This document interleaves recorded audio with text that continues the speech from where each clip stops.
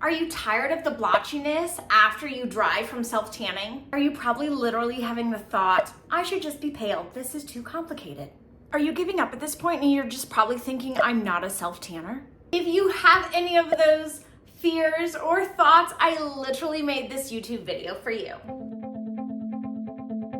In this YouTube video, I'm gonna break down my exact 6 very accessible and easy to implement in everyday life tanner tricks and tips that I implement in my routine. I have so many, I've made so many self-tanner YouTube videos, but I've gathered the most important 6 that I want to share with you so that way all of the fears and concerns about self-tanning can go out the window. The 4th tip I'm going to give you is really going to make a difference. The 4th tip might change everything and be a huge aha moment, but tip number 1's just as important, so let's get into it. Real fast, if you're new to my YouTube channel, hi, welcome. I'm so glad you're here. My name's Macie Victoria. If you love these types of videos, make sure you give it a thumbs up. That just lets me know to keep making videos like this. If you're new to my channel, make sure you subscribe. I post new videos every week sharing my budget-friendly beauty lifestyle to help you with yours. Now, the first tip that I always implement and that I learned the hard way is you want to prep the night before you self-tan. I do this by shaving my legs or dry brushing my body or using an exfoliating glove. Do that the night before to just remove all the dead skin off your body for a clean canvas, applying that lotion. This helps your tan apply evenly, and trust me, it helps your tan last longer. Make sure you don't forget your elbows, knees, ankles. Make sure you exfoliate or you dry brush those areas. It really makes a difference. Now, at the beginning of my self-tanning journey, I was very confused on should I use lotion, mousse, or a tanning mist. If you're a beginner or you haven't self-tanned in a while and you're needing a refresher, I actually made this YouTube video last week, and it breaks down exactly which texture you should be using what for. Something that I feel has made a ginormous difference with the longevity of my tan is not only exfoliating my skin the night before, but also the day of, 5 minutes before I self-tan, applying lotion to the dry areas. Okay, so just like it's super important to exfoliate your wrists, ankles, and knees, you also need to be applying the lotion to those areas. You don't have to do this the night before, you can do it the day of. Applying lotion to these drier areas on our skin allows just them to, the tanner lotion to apply more evenly and be way less patchy. If you follow me on Instagram, you already know what I'm about to say because I've been posting this on my stories lately, but for your hands and your feet, use a makeup brush when applying that tanner lotion.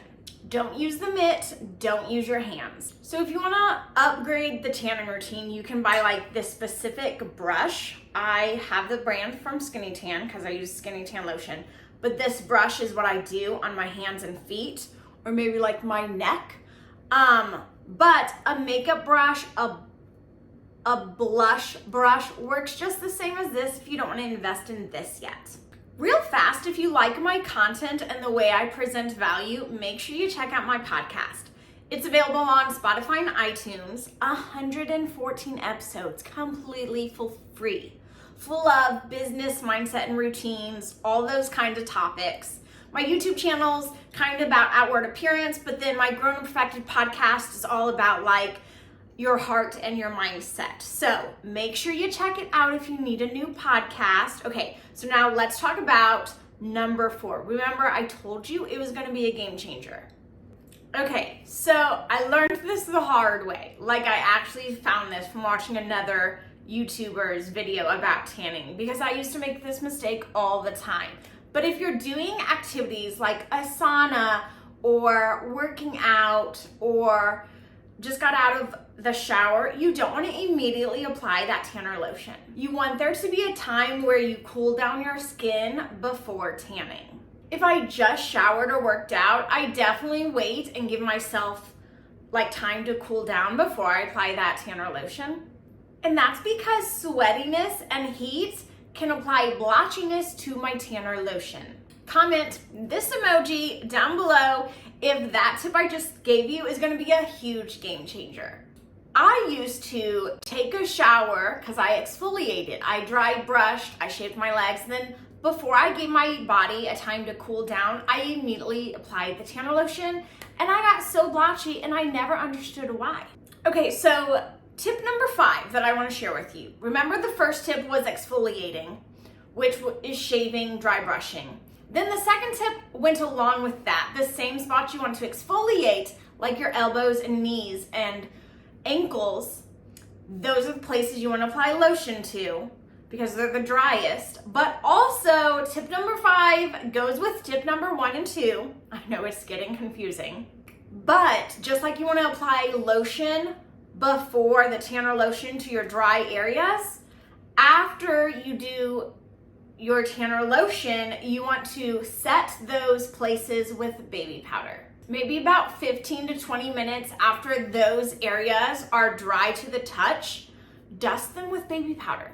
I do my underarms, my knees, my bra line. I do this, and you should do this because it really helps with the creases, like under your armpits, your knees, around this area where you wear a bra. You get creases, and if you apply the baby powder, it just really helps. Less creases, smoother canvas. It kind of is like the setting powder to your makeup, like spray mist to your makeup. No, setting spray. It's like your setting spray for your makeup, but it's baby powder for your tanner lotion. Tip number 6 is I always extend my tan with gradual tanner lotion every night before I go to bed. I use the pink bottle skinny tan tanner lotion, but I do that probably 2 days after I have my real tan. I do it for like 3 days straight because it just gives you more of a longevity of a tan. It maintains my glow and just prevents fading or patchiness if you do that. Applying a tanner lotion also like hydrates your skin while keeping it subtly still having color. Okay, let's do a little recap. I'll try to make this very short, very quick, so you can fully walk away from this YouTube video knowing exactly my top 6 things I would do if I were you for a flawless looking tan. Exfoliate the day before you tan, dry brushing or shaving everything. Then before I tan, I apply lotion to the dry areas.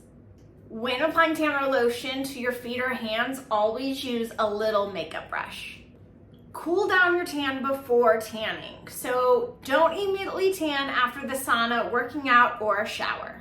Any spots that you're gonna get creases at naturally, like your armpits or your knees or your elbows, after you tan, apply baby powder to it, and it just really helps with no creases later on. And then if I were you, I would every night before bed, after you've done the full self-tanning, use gradual tanning lotion. It just extends your tan and keeps giving you that endless glow. Don't forget, good things come to those who practice self-care, and I'll see you next week. Hope you guys have a great rest of your night. We hope you enjoyed the show. And thank you, and good night. Peace out, y'all.